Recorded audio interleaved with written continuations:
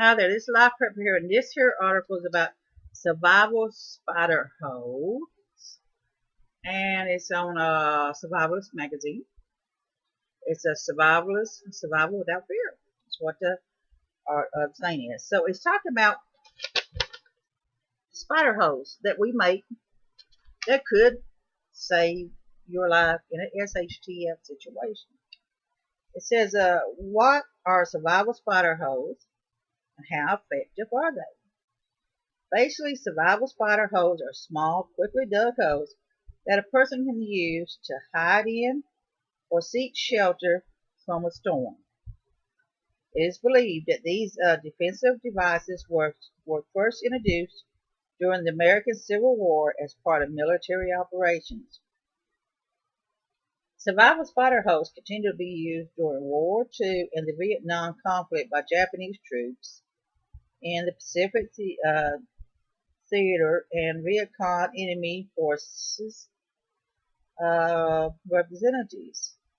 You may recall that during the early stage of the Second Gulf War in Iraq, um, Saddam was eventually hunted down and located living in one of many survival spider holes that dotted the landscape around his hometown of Ishtish. I believe I pronounced it Itkrit, Ishtish, or something like that. I'm sorry.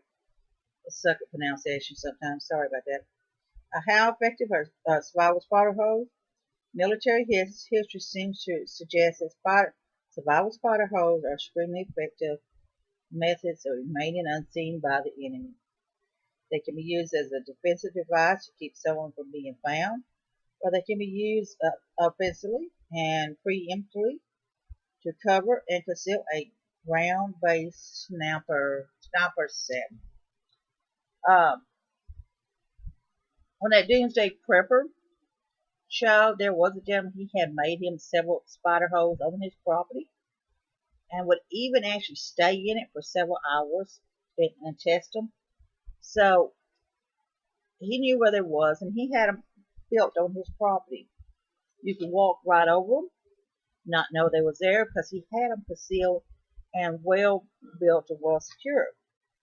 Now, it's a camouflage one-man foxhole is what it is. Used for observation, a spider hole is typically a shoulder-deep protective round hole, often covered by a camouflage lid in which a soldier can stand and fire a weapon. Now, the one he had, if I'm correct, if best I remember on that show, he would jump up, the lid would go back, and he could shoot, or he could rise himself up. You know, there's a type of spider that does that. He hides and he raises his lid up, reaches out, grab what he wants in his back, and it's shut down. Um, there's actual spiders that do that. A survival spider hole should be a single man solution. In other words, the hole should be just enough to allow one person to occupy it. These survival spider holes should be spaced in strategic locations around a resident or survival safe haven. Um, it says, according to documentary military history involving war operation in Iraq, the British holding the top spot on America's most wanted list of Iraq was able to avoid discovery and capture for a period of 9 months. It was unclear how long Saddam used survival spider holes to make his whereabouts unknown, but 9 months of evading ultimately resulted in him being found using survival spider holes. This means that we as survivors should take a serious look at deploying these devices in and around our property.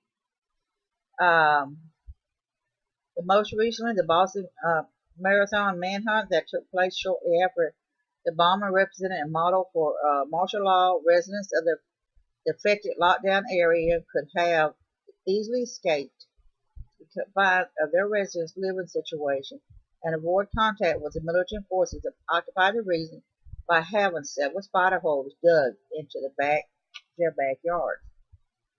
Now, survival spider holes are an affordable safety and security system that do not take very long to implement. They may not be sufficient for long-term survival tickets, but they will be effective in making a quick getaway when the family cannot make safety to the larger survival safe haven. Consider including spider holes to your prepping plans. So,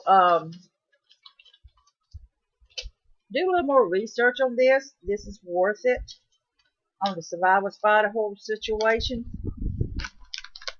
I seen the article. I'm always researching, looking for articles and stuff, and I try to find things I think people may be interested in.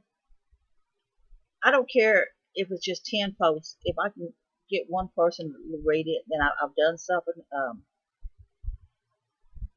I don't have a massive following. I don't have no tens of thousands of people following me or whatever. But I've tried. So now the thing is, on these spider holes, if I reach out to just one of you who are a prepper or survivors or whatever, and you own quite a bit of land, if you think about it, you can build you some spider holes. Fix you up some little waterproof containers to put there with some water and some food and basic supplies, maybe some ammunition or whatever you want to keep there in that spider hole for that event in case something happens and you have to hide in that area. If you got several family members, you need more than one spider hole to build, then you need to think about that. You need to think about the location where you want to put it at. So that's something you can think about. It's really a good idea when you think on it to have a couple of spider holes built. And again, like I said, when you build the spider holes, make sure you put some fish it up where you in some waterproof containers, some water and food, and possibly ammunition or anything like that if you need in that situation, because you're going to be in that spider hole. Maybe you could be in there for 2 or 3 days. So that's something to think on right there. You may want to think about something that you can possibly have a just little bag or something that if you're stuck in there for 2 or 3 days, you got to figure out how you're going to use the bathroom, things like that. So that may be something you want to think about in that spider hole situation. Now, this is just suggestions. I'm not saying you got to do it that way, but just think about it. Think about the size, the depth. Think about having a little porta potty thing here that you can time up in it real tight so you can have it good and airtight, and where you can seal it up, the waste and stuff, if you're stuck in there for 2 or 3 days in a situation.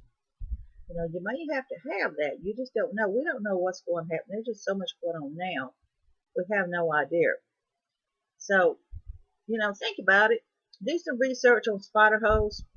And if you decide to build a few of them, let me know how they turned out. I'd love to see a couple of pictures of them. You don't have to give me your location or anything. I just love for you to, let me know how they turned out, okay? This is Live Prepper. I want you to be safe, be happy. Bless you all.